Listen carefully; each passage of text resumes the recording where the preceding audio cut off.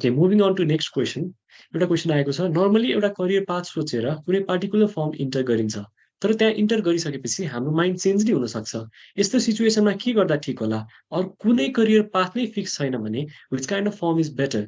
र यो सँगसँगै अर्को एउटा क्वेसन पनि मैले जोडेँ, ओभरअल कभरेज अफ सेक्टर्सको लागि टप फर्म नै बेस्ट हुने हो र भन्ने क्वेसन आएको छ। मैले सौगात दाईबाट यसको एन्सर लिन चाहेँ।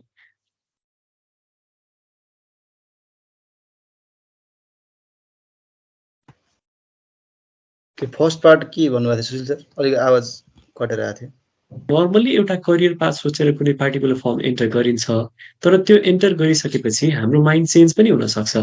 यस्तो सिचुएसनमा के गर्दा ठिक होला? अथवा कुनै करियर पाथ नै फिक्स छैन भने कस्तो टाइपको फर्म इज बेटर भनेर सोध्नु भएको छ। ए ओके, अगाडि मनिष सरले पनि कुरा गर्नुभयो होइन, हामीले अगाडि फर्म चुज गर्दाखेरि चाहिँ एउटा काम गरिरहँदाखेरि चाहिँ भोलि गएर चाहिँ अर्कै सेक्टरमा इन्ट्रेस्ट लाग्यो हुनसक्छ होइन, यो सेक्टर भन्दा पनि अर्को सेक्टर अपर्च्युनिटी पायो भने बेटर हुनसक्छ भन्ने हुनसक्छ। र जुन सेक्टरमा काम गरिरहेछ त्यो सेक्टरमा एलाइन हुने त भइहाल्यो अघि सरले भन्नुभयो जस्तै, तर त्यो भन्दैमा चाहिँ अरू सेक्टरको चाहिँ कामै गर्न नसक्ने भन्ने पनि त हुँदैन भनेर सरले अघि नै पनि उदाहरण दिइसक्नु भएको छ। त्यही भएर चाहिँ त्यो ठुलो टेन्सन लिनुपर्ने कुरा केही पनि छैन जस्तो लाग्छ मलाई होइन। एउटा अगाडि सोचेको कुराले इन्ट्रेस्टको कुराले चाहिँ आफू त्यसमा एलाइन हुन सक्यो, तर भोलि गएर चाहिँ माइन्ड चेन्ज हुन सक्यो भने चाहिँ त्यही फर्ममा नै त्यो सेक्टर एभाइलेबल छ भने आफ्नो पार्टनरसँग त्यो आफ्नो प्रिन्सिपलसँग कुरा गरेर चाहिँ मलाई यो सेक्टरमा चाहिँ इन्ट्रेस्ट लाग्दैछ सर, मैले यसको चाहिँ अपर्च्युनिटी पाएँ भने चाहिँ बेटर हुन्छ कि भनेर कुरा राख्न पनि सक्यो। एकदम ओपन हुन्छन् अडिट फर्म्सहरू, त्यसरी पनि अगाडि बढ्न सक्यो। होइन हुँदै भएन फर्म चाहिँ अब म फर्ममा चाहिँ सकिनँ, अब यो सेक्टर नै पाइनँ भन्यो भने चाहिँ हजुरसँग ट्रान्सफरको नि एभाइलेबिलिटी छ। त्यो अब कतिको सजिलो छ त्यो मनिष सरले अहिले भन्नु होला त्यसको बारेमा पनि होइन, ट्रान्सफरको पनि एभाइलेबिलिटी हामीसँग छ, त्यसरी चेन्ज गर्न सकिन्छ।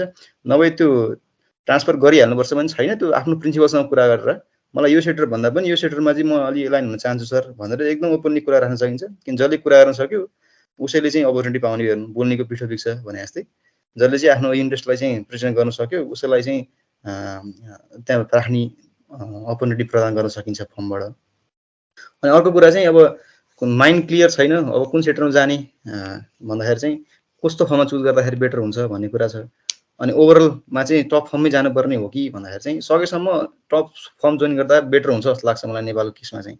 किन एक हिसाबको चाहिँ रिकग्निसन पनि हुने र त्यो किसिमको कामको क्वालिटीको एक्सपोजर पनि पाउने भएकोले चाहिँ टप फर्म बेटर जोइन गर्नु भने राम्रो हो। तर त्यो भन्दैमा चाहिँ मिडल फर्म गयो भने चाहिँ केही पनि सिक्दैन, खतमै हुन्छ भन्ने खालको कुरा पनि होइन होइन।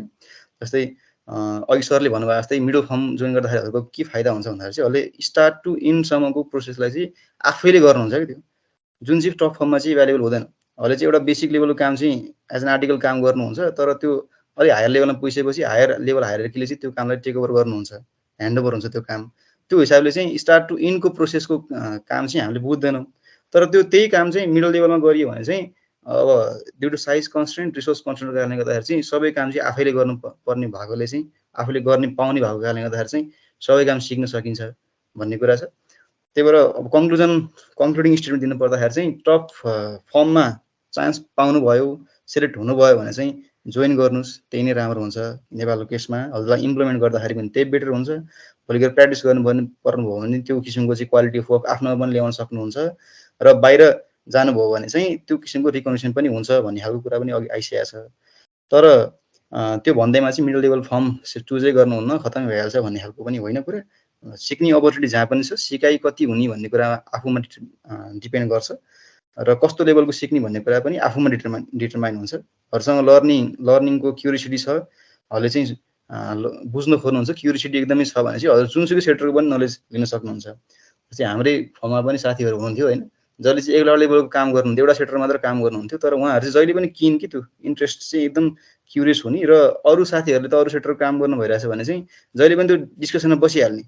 साथीहरू यसको इन्डस्ट्रीको सेक्टरको चाहिँ कसरी गरिन्छ अडिट होइन, यसमा कन्सल्टिङ कामहरू कसरी गर्नुहुन्छ भनेर चाहिँ आफू एउटा सेक्टरमा इन्भल्भ भए पनि अरू सेक्टरमा चाहिँ कस्तो हुँदो रहेछ भनेर चाहिँ जहिले पनि त्यो लर्निङ चाहिँ गरिरहन खोज्ने कि भनेपछि त्यो कुरा आफैमा डिपेन्ड हुँदो रहेछ होइन। कति चाहिँ सिक्ने भन्ने कुरा चाहिँ आफैमा डिपेन्ड हुन्छ। र त्यही भएर त्यस्तो टेन्सन लिनुपर्ने कुरा केही पनि छैन जस्तो लाग्छ मलाई यसमा चाहिँ। यति नै छ। Thank you.